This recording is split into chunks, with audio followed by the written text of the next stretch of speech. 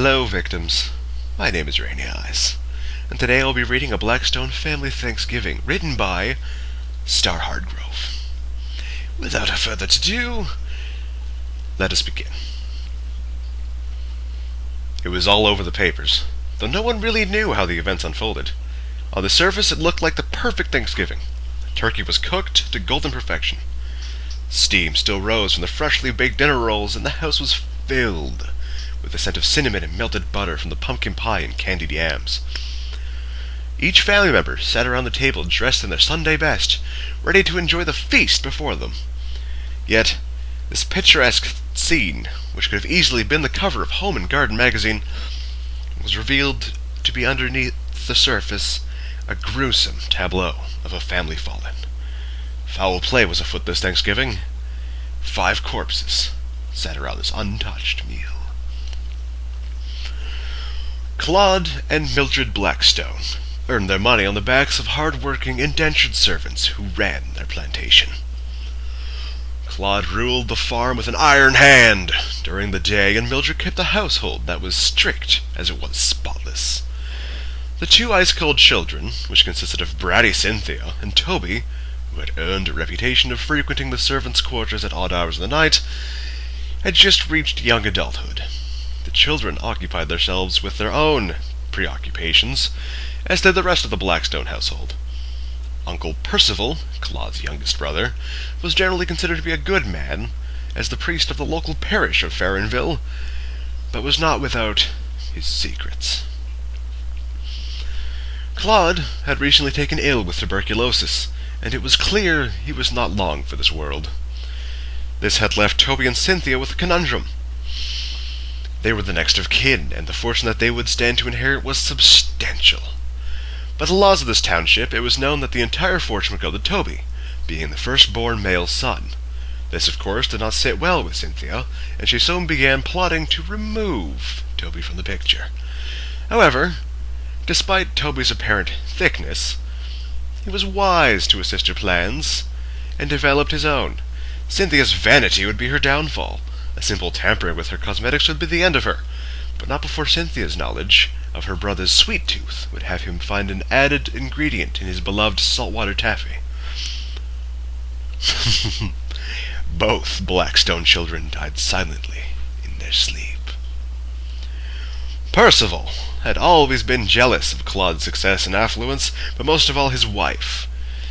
He had been in love with Mildred since they were children, but it was Claude who had won her heart, and they'd married young. Yet the passion had faded from their marriage years ago, and now Percival found himself making more and more house calls to the Blackstone home. He and Mildred met in the woods to confront their secret love for each other, but religion and family obligation kept them from fully reconciling their passions. Even despite Mildred's discovery of Claude's liaisons with the servants, Percival would listen patiently as Mildred confessed her hate for her husband daily. Though he knew that Mildred was a woman scorned, she would never abandon her family. On the night before Thanksgiving, Percival came and met Claude in the kitchen just as he was leaving to rendezvous with the head housekeeper. Claude's breath was stinking of whiskey, and Percival's patience was at an end.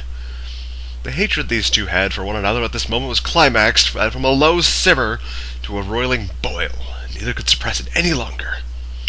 Claude swung at his brother and missed. Percival, reaching for the only thing he could find handy, drove his crucifix directly through his brother's heart.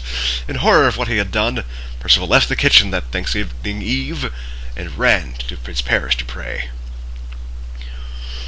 When Mildred came down from her nightly cup of tea and saw her husband dead on the floor, she quickly called for her children.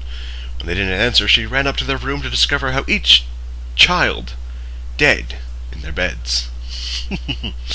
Mildred screamed and wailed, crumbling to the floor in despair.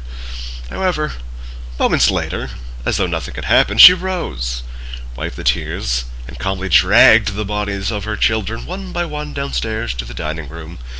Then she gathered her husband's body from the kitchen. All night long she prepared them, dressing them in their finest clothes, cleaning their wounds, and arranging them around the table. Percival spent the night praying in his church, and that next morning came to the house ready to confront his sins and beg Mildred's forgiveness. As he reached the house, he called out for Mildred. He heard her familiar, elegant voice echo from the dining hall, "In here." Percival entered. The table was set for all of them. The lifeless bodies sat around the Thanksgiving feast. A bottle rested between 2 glasses of wine. Percival's shock and confusion left him speechless. All thoughts of his own confession to Mildred had left his mind.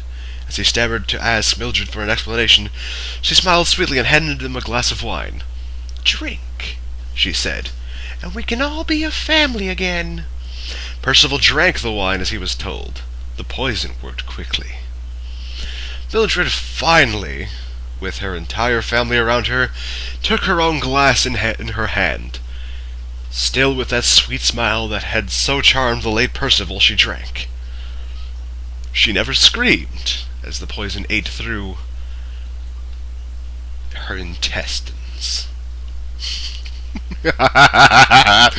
Oh, what families will do to one another when there's money involved. However, if that doesn't matter to you, as it used to back in the old days, I'm guessing this is when this took place, then take it with a grain of salt. Money is not everything, but your family will still kill you over it. If they're spoiled enough, of course. I think that's the meaning of the story. I don't know. I thoroughly enjoyed it. Of course, setting up the bodies around the table was something I would do myself. It just seems like a final farewell, family. And thank you for joining me this fine evening. Of course, that is me, but I wouldn't do that to my family. Maybe somebody else's family, but that's a time, a different story, a different time. But thank you all for listening. It means so much to me. So if you would all please like, comment, subscribe, and victims, watch yourselves, 'cause I'll be watching you. See you in the next video.